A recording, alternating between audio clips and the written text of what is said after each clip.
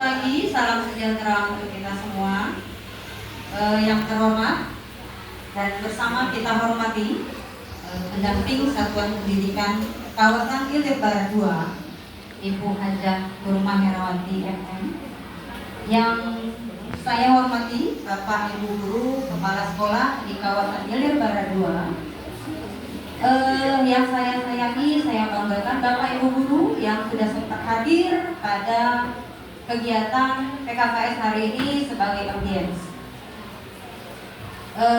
Sebelumnya kami ucapkan banyak terima kasih kepada Ibu Mas Nun selaku Kepala Sekolah SD Negeri 33 yang sudah memfasilitasi kegiatan kita hari ini dengan ruangan yang super mewah ini, Bu.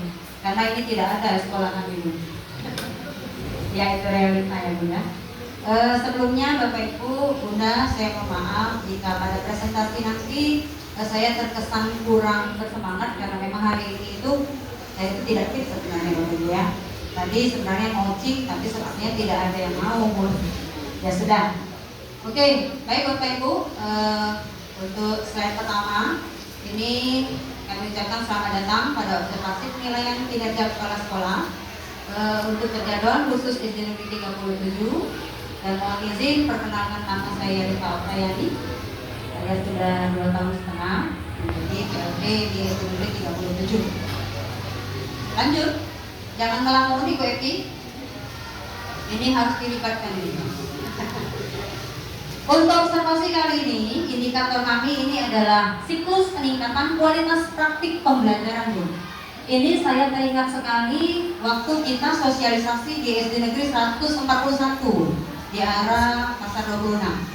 Di sana Bunda sempat menawarkan indikator-indikator yang akan dipilih waktu itu kan. Dan 37 waktu itu memilih komunitas belajar. Kemudian tanggapan Bunda, kenapa tidak ada yang memilih indikator yang langsung menyentuh kepada siswa, misalkan peningkatan kualitas praktik pembelajaran. Ternyata, Bung, setelah raport pendidikan milik SD Negeri 37 itu rilis, betul sekali tebakan Bunda. Kami harus memilih meningkatkan siklus peningkatan pembelajaran ini, Bu, karena di sini predikat kami masih sedang namun nilainya naik begitu, Bu. Hanya predikat dan warnanya saja yang belum baik atau biru seperti itu, Bapak Ibu. Jadi kami putuskanlah untuk memilih indikator tersebut. Mengapa peningkatan kualitas ini dirasa penting, Bapak Ibu? Sebelum ke slide selanjutnya, simpan dulu. Saya minta satu saja Bapak Ibu pendapatnya. Pak Sugi deh kayaknya. Menurut Bapak, mengapa sih peningkatan kualitas itu penting? Iya, bagus.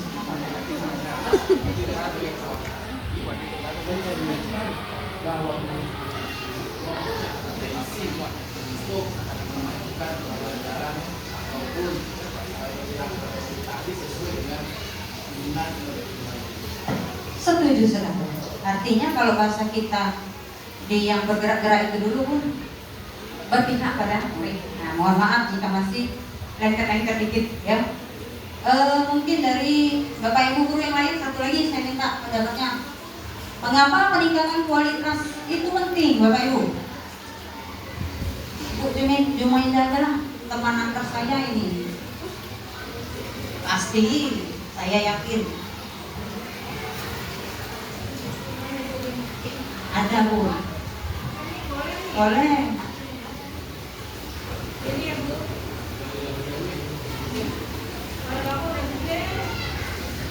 Iya, suaramu itu sudah mana loh. Baru masuk gak dikasih pertanyaan. Anjay. Mengapa peningkatan kualitas pembelajaran ya? Kualitas pembelajaran itu penting. Ya, karena tentu saja di sekolah ini adalah tempat kita membangun generasi bangsa untuk masa depan yang nanti kan. Jadi tentu saja dan juga perubahan zaman yang terus berubah menjadi lebih maju, tentu saja sekolah-sekolah harus juga meningkatkan kualitas pembelajarannya. Jadi jangan sampai kita ketinggalan. Itu saja mungkin. Baik, terima kasih Bu. Bapak Ibu semua, dimohon tepuk tangan yang gemuruh untuk dua pendapat yang sangat luar biasa. Artinya dari kesimpulan Ibu Jom tadi, saya tarik bahwa peningkatan kualitas itu penting karena untuk meningkatkan sumber daya manusia ya Bu ya, agar dapat bersaing di masa depan, di masa yang akan datang. Gitu. Oke, baru kita buka pendapat kita. Mengapa sih peningkatan kualitas itu penting? Karena pendidikan yang berkualitas itu akan menghasilkan sumber daya manusia yang berprestasi. Prestasi dalam hal ini tidak hanya mengenai prestasi akademik, Bapak Ibu, menurut kami. Karena non akademis juga saat ini sangat diperhitungkan. Itu terlihat dan terwujud dari sekolah-sekolah menerima siswa berprestasi non akademis, malahan jadi rebutan ya Bapak Ibu ya, yang dia menjadi juara karate dan sebagainya. Dan saya yakin di Ilir Barat 2 ini banyak Bu, insya Allah, apalagi di 37. Selain itu, pendidikan berkualitas itu kita harapkan, dan insya Allah doa kita bersama, nanti anak didik kita akan mampu bersaing ke depannya. Karena globalisasi itu tidak dapat kita hentikan Bapak Ibu ya. Kemajuan teknologi itu apalagi tidak usah kita bicarakan lagi. Apalagi kita berhadapan dengan gen apa sekarang ini? Sudah gen zero, gen apa muncul? Lihailah mereka menggunakan aplikasi daripada orang tuanya. Banyak itu Bapak Ibu. Nah, harapan kita dengan pendidikan yang berkualitas itu akan menghasilkan sumber daya manusia yang berprestasi dan mampu bersaing. Selanjutnya, mengapa peningkatan kualitas itu penting? Karena praktik pembelajaran efektif itu adalah salah satu kunci peningkatan kualitas pendidikan. Kalau kurang efektif ya saya rasa akan terbuang sia-sia Bapak Ibu ya. Misalkan Bapak Ibu, dia dikatakan kurang efektif, yang mungkin mohon maaf dan saya yakin tidak ada di antara Bapak Ibu semua yang belajar menyia-nyiakan waktu seperti itu. Misalkan anak didiknya dikasih tugas dan gurunya scroll media sosial di meja gurunya. Tapi saya yakin itu pun tidak ada pun. Pasti itu tidak ada. Setuju Bapak Ibu? Kalau setuju tepuk tangan dulu. Oke, thank you. Selanjutnya, mengapa peningkatan kualitas itu penting? Karena siklus peningkatan kualitas itu merupakan salah satu pendekatan sistematis untuk mencapai tujuan daripada pembelajaran itu. Itu tadi sudah disinggung oleh Ibu Masnun, seperti itu ya. Siklus pembelajaran adalah salah satu proses untuk mencapai tujuan.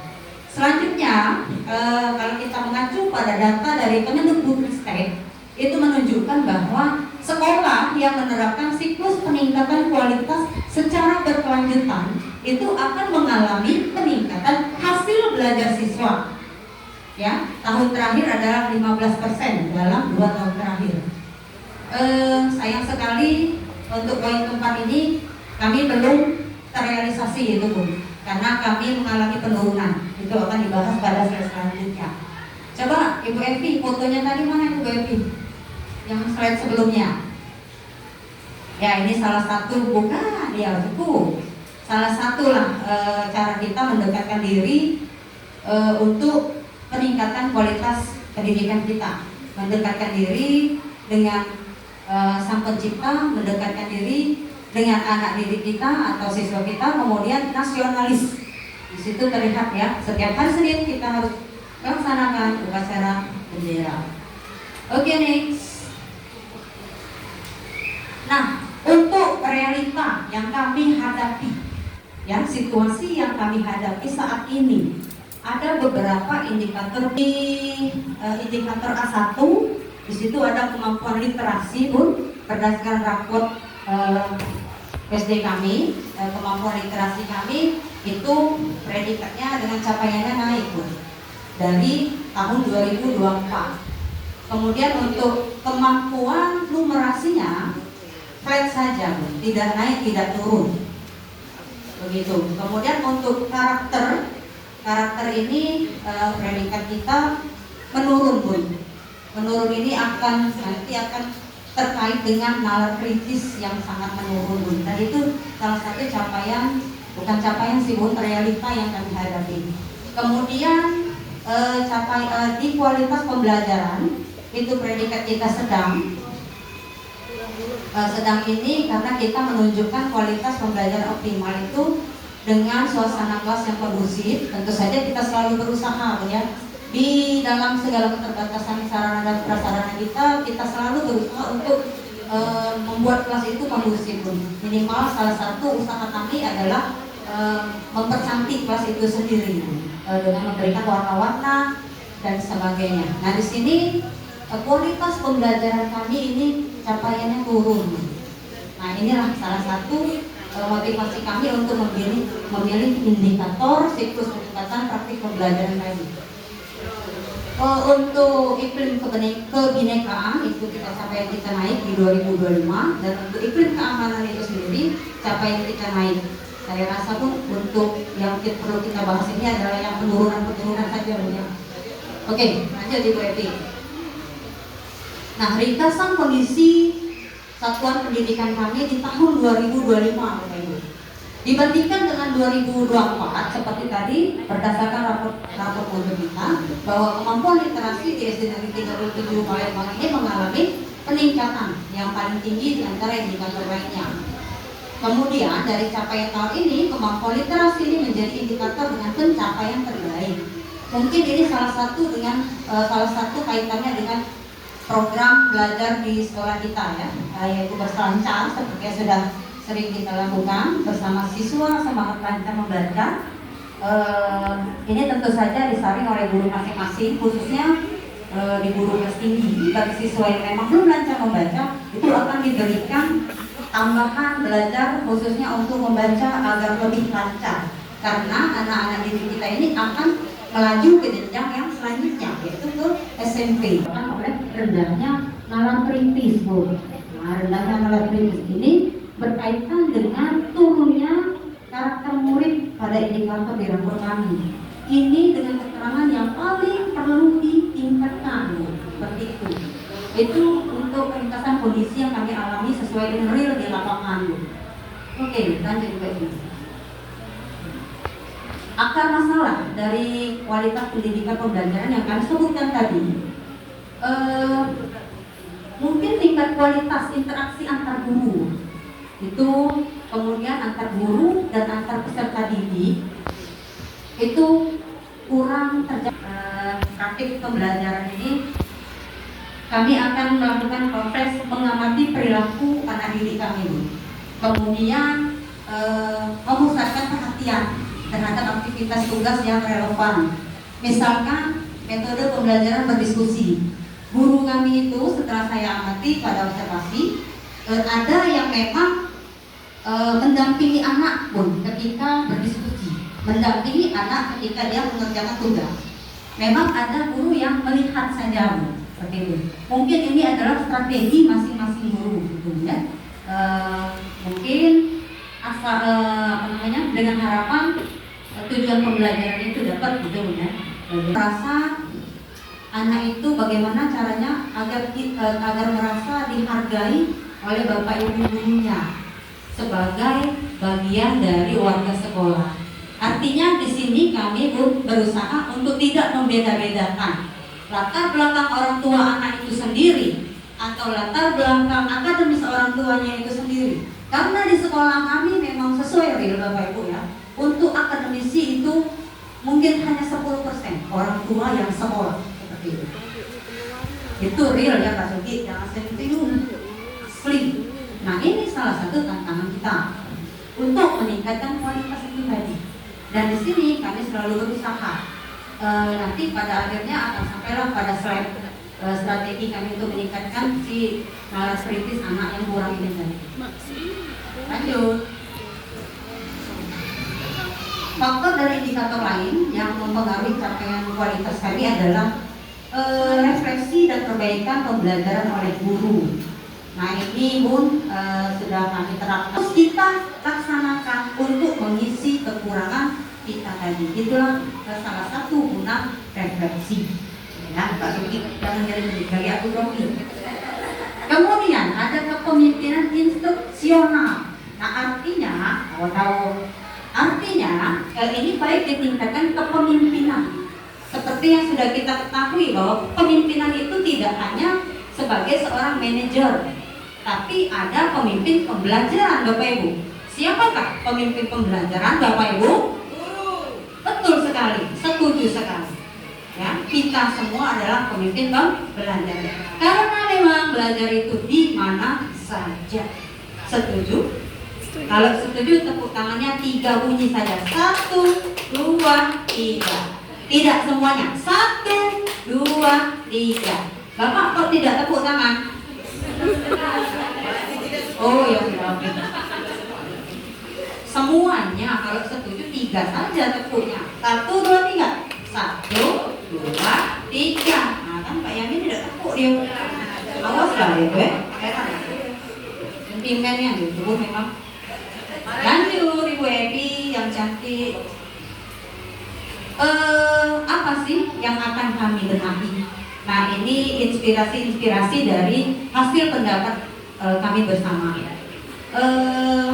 Kami, saya dan Bapak Ibu guru, rekan-rekan di sekolah ini mempelajari metode pembelajaran yang interaktif. Artinya kita melibatkan, melibatkan semua peserta didik ketika memberikan pembelajaran. Artinya akan terjadi interaktif antara guru dan murid bersama teman-temannya.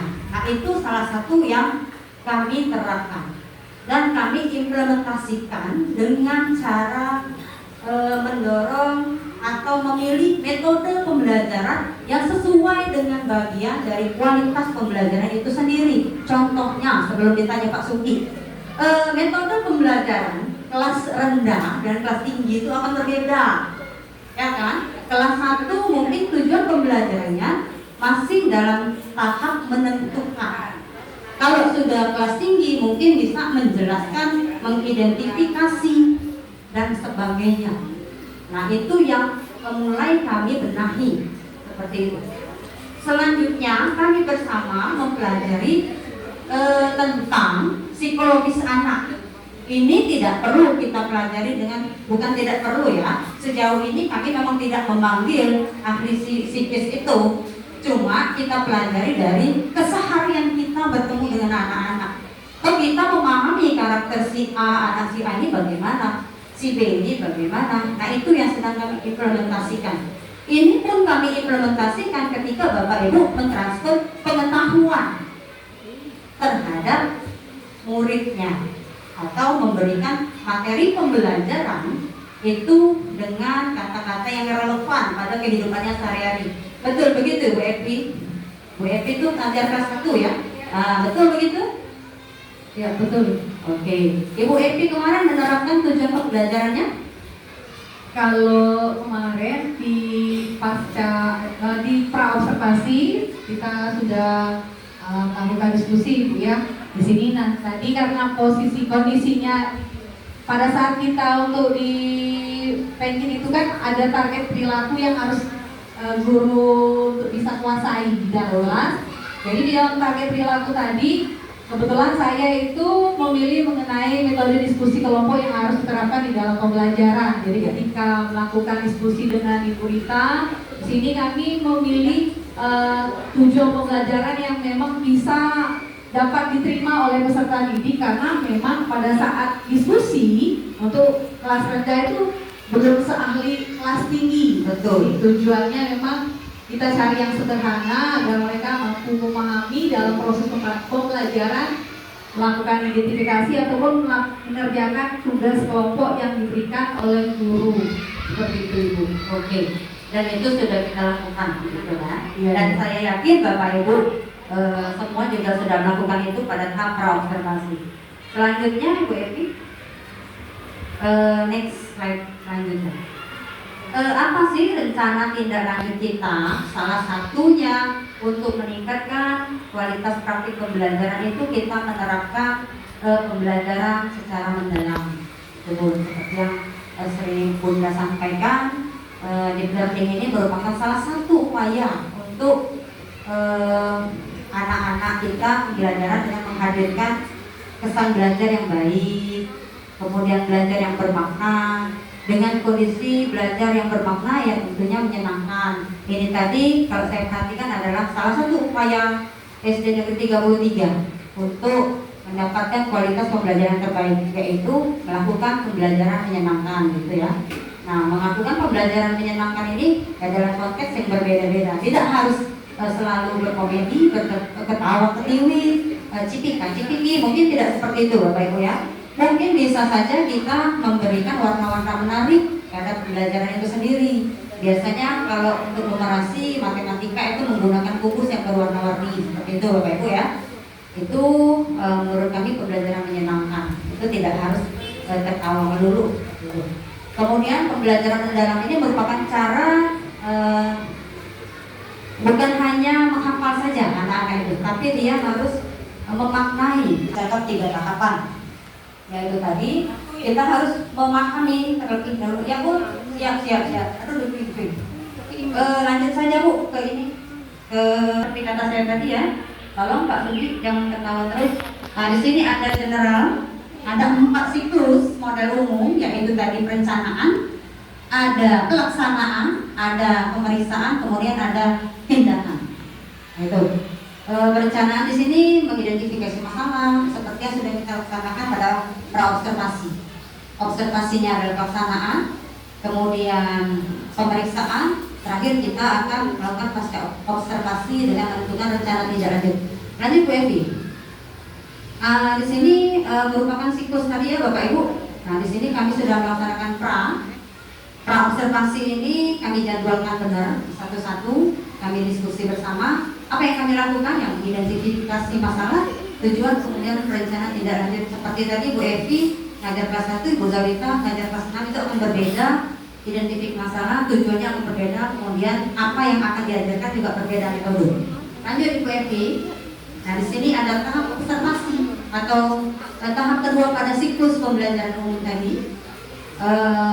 Observasi ini dilakukan untuk mengumpulkan data, kemudian didokumentasikan dengan tantangan dan keberhasilan yang dialami Bapak Ibu guru selama pelaksanaan. Lanjut. Tahap 3 ada pemeriksaan. Di sini bisa dikatakan pasca observasi Bapak Ibu ya. Setelah kita observasi kelas, kita ngobrol seperti yang sudah dipaparkan Pak Emin. Ngobrol 4 mata sebaiknya. Bisa juga kata Bunda tadi kalau dia satu permasalahan digabungkan. Tapi kami lebih memilih satu yang ini. Ketika melaksanakan observasi itu kami menggunakan 4 format, yaitu ada lembar pra-observasi, kemudian ada lembar observasi, lembar pasca, kemudian ada lembar pengembangan diri. Nah, di sini tidak tercantum lembar pengembangan dirinya saja, ya. Lanjut. Nah, tantangan dan strategi untuk meningkatkan nalar kritis, karena ini adalah salah satu pencapaian kami yang menurun, Bapak Ibu ya. Nah, di sini kami akan mengajarkan metode berpikir kritis. Pasti Pak Sugi sudah menyiapkan pertanyaan. Bagaimana caranya? Oke. Mengajarkan metode berpikir kritis ini akan kami lakukan karena dapat membantu siswa meningkatkan nalar kritisnya.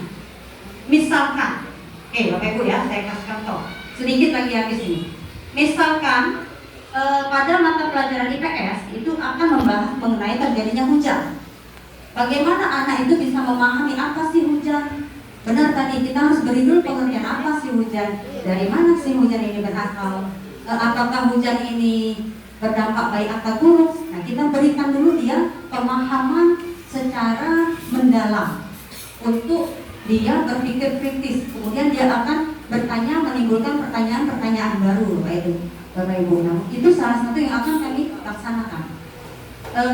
Ini tadi yang saya maksud dengan guru dapat mengajarkan siswa cara menerima informasi dengan baik, gitu. Kemudian siswa akan kami ajak berasumsi dengan baik atau berpendapat dengan baik bahwa hujan itu tidak selalu membawa bencana, tapi hujan juga akan membawa berkah. Nah, begitu Bapak Ibu ya, kurang lebih contohnya. Terakhir kami akan membawa kami untuk membuat kesimpulan sesuai dengan versi anak-anak itu dulu. Nah, misalkan kami akan memberikan masing-masing anak ini silakan berpendapat untuk memberikan kesimpulan mengenai hujan. Nah, kami yakin ini akan meningkatkan nalar kritis anak-anak sehingga harapan kami bisa mencapai angka naik dari predikat sedang menjadi baik, gitu. Masih ada Bu Evi? Nah, ini Bu rapor kita di 2024 dan di 2025. 25 ini seperti yang kami katakan tadi, paling perlu ditingkatkan yang bisa kami sampaikan. Tentu saja kritik, saran, dan pendapat sangat kami harapkan gitu, Bu, untuk kemajuan bersama. Silakan.